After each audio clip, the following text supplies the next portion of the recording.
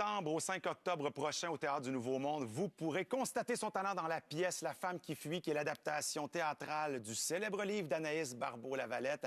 C'est notre invitée ce matin, Catherine Deléan. Allô? Salut, Mathieu. C'est vraiment impressionnant que de voir cette œuvre-là. On en a parlé un petit peu ensemble. C'est un livre extrêmement populaire d'Anaïs Barbeau-Lavalette qui raconte l'histoire d'une époque, d'une femme, d'une trahison, d'une blessure, mais de quelqu'un qui a voulu rompre un peu avec les conventions. C'est un livre important pour le Québec, pour toi aussi, j'imagine. Oui, c'est un livre qui allie une histoire intime avec justement ce moment-là où est-ce qu'il y a eu les automatistes dans les années 40 qui ont signé le refus global. Ouais.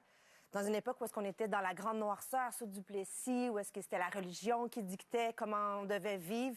Puis ce groupe-là a dit, ben nous, on veut pas vivre de cette façon-là. C'est pas juste comment on devrait vivre. En fait, on dictait...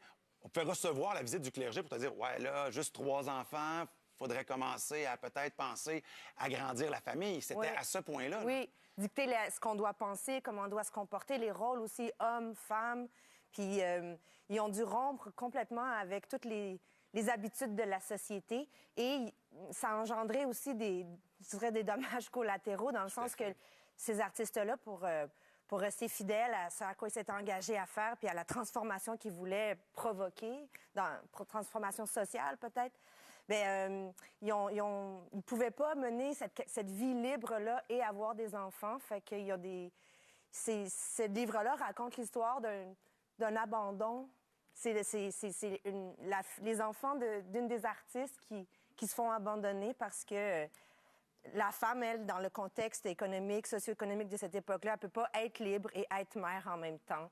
Puis donc, ces enfants se retrouvent dans un orphelinat, une garderie, comme on l'appelle dans les spectacles. On se dit, on peut pas juger de cette époque-là, mais se poser la question, avoir le constat qu'on ne peut pas juger, fait en sorte qu'on juge forcément, on dirait. Parce que, explique-nous un peu l'histoire de la femme qui fuit. Tu l'as dit, c'est donc une femme qui a vécu sous une espèce d'emprise de l'époque, qui a décidé de tourner dos à ses enfants, littéralement. Oui, mais en fait, il faut dire que le père aussi a abandonné les enfants, mais le roman parle pas... l'aborde, lui, mais...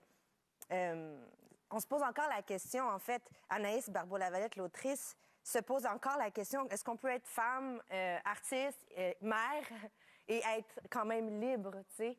Fait que c'est cette question-là qu'on pose. Anaïs, enceinte de sa première fille, se demande, est-ce que moi, je peux être artiste, être libre, puis donner vie à ma fille? Puis qui a été sa grand-mère qu'on n'a pas connue? Parce qu'elle, elle n'a jamais eu contact non plus avec sa grand-mère. Donc, c'était même pas de sauter une génération, de dire je tourne dos à mes enfants, c'est à m'aligner au grand complet, finalement. Là. C'est l'histoire. En fait, il y a l'histoire de cet abandon-là, mais il y a l'histoire même de l'écriture du roman qui est OK, je veux recoudre le fil de l'histoire des femmes de ma génération, puis il en manque une. Je pourrais pas raconter à ma fille qui était son arrière-grand-mère, fait que je vais essayer de découvrir qui elle est. Puis j'inventerai les bouts que je connais pas. Okay. J'ai l'impression que c'est quelque chose qui, en livre, doit très bien être rendu. Cependant, comment on fait pour transposer ça au théâtre? Oui, c'est une bonne question. En fait, Sarah Berthiaume a fait une adaptation en pièce de théâtre. Et puis, Alexia Burgère fait la mise en scène. Puis la proposition qu'ils ont tenue, c'est celle de, justement, comme les automatistes, un hommage aux peintres puis aux artistes automatistes, c'est de ne pas faire quelque chose de conventionnel.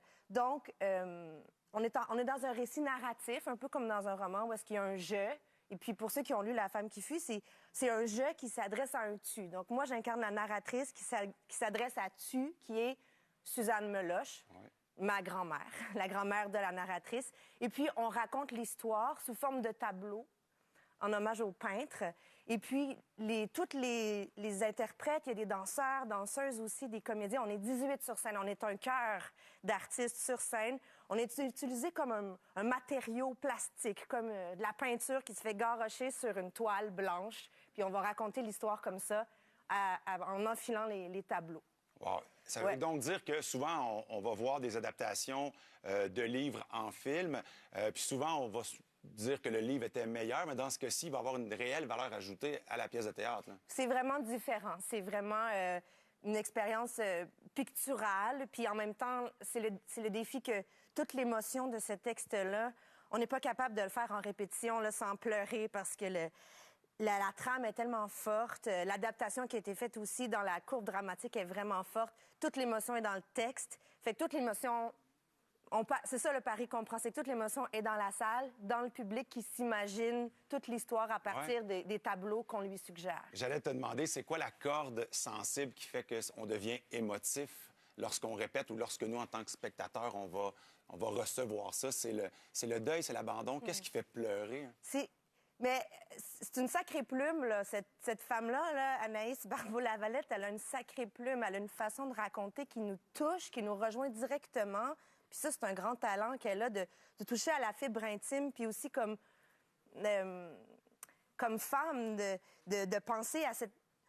On comprend le besoin de liberté, on comprend qu'on veut avoir une carrière, qu'on veut être libre, mais la question d'abandonner ses enfants, c'est quelque chose avec lequel on peut pas être d'accord. C'est quelque chose qui nous heurte profondément, puis toute cette histoire-là devient un acte de réparation, dans le fond. Parce que essayer de comprendre, c'est aussi forcément juger puis accepter une incompréhension aussi dans tout ça. Oui. Mais puis la force de l'écriture, c'est justement qu'elle juge pas. Ouais. Elle aime, elle veut violemment aimer sa grand-mère. Puis je dis violemment parce que c'est vraiment un mouvement vers qui as-tu été, toi, femme Suzanne Meloche?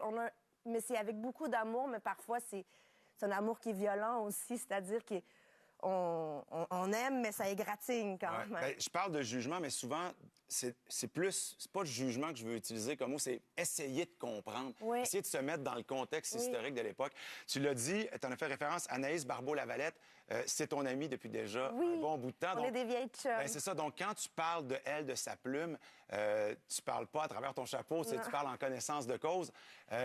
Tu l'as vu donc élaborer ce livre-là aussi. Parle-nous un peu de tout ça. Comment tu la vois évoluer dans son rôle d'autrice? C'est drôle parce que elle et moi, quand on avait 13 ans, on rêvait on était vraiment des meilleurs amis, puis on disait un jour, on va vivre ensemble dans la même maison, puis on avait des rêves comme ça, mais finalement, c'est pas ça qui se passe, mais on a quand même une maison de campagne ensemble. Ah ouais? On a acheté il y a quand même 15 ans avant que les prix soient débiles, comme en ce moment.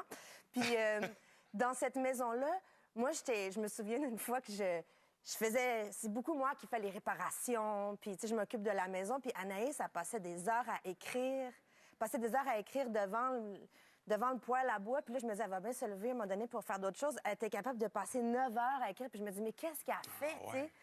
Puis quand j'ai découvert qu'est-ce qu'elle était en train d'écrire, je me dis, wow, pendant toutes ces heures-là, c'est ça qu'elle était en train de fabriquer. Parce que sa plume a évolué au cours de sa carrière d'autrice, puis dans ces romans-là, il y a quelque chose qui s'est de nouveau, qui s'est cristallisé dans l'élégance de son écriture. Je la connais bien, puis j'étais éblouie par, c'est ça, ce talent-là qu'elle a de venir nous chercher, puis nous toucher. Bien, puis jouer ces textes, est-ce que, pour le meilleur et pour le pire, ça se fait sans conséquence ou nécessairement ça doit créer quelque chose? Ta meilleure amie écrit quelque chose, tu le joues, c'est quelque chose d'assez intense. Mm-hmm. Qu'est-ce que tu veux dire comme conséquence? Bien, des fois, on est un peu ébranlé par la manière dont c'est reçu. On peut être admiratif aussi. On peut être choqué. On peut être ébloui aussi. Hein? Oui. Bien, je suis éblouie, puis aussi, tu sais, c'est la même chose pour tous les gens qui sont dans l'entourage proche d'un auteur ou d'une autrice. C'est qu'on sait qu'ils puisent un peu dans le réel puis dans leur quotidien, ce qu'ils mettent dans leur fiction. Fait qu'aussi, en lisant, oui, je suis éblouie par sa plume. Puis oui, aussi, je vois qu'elle a mis ma coupe de cheveux à tel personnage puis qu'elle a pris des choses de notre quotidien, de notre belle réalité qu'on partage pour les insuffler puis les rendre dans sa fiction. Bien, c'est magnifique, honnêtement, de t'entendre parler non seulement de cette pièce, La femme qui fuit, mais aussi de ton art et de la création de ces œuvres-là. C'est du 10 septembre au 5 octobre au Théâtre du Nouveau Monde. Oui. Catherine Deléan, merci infiniment. Merci beaucoup, Mathieu. Merci, ça m'a fait plaisir.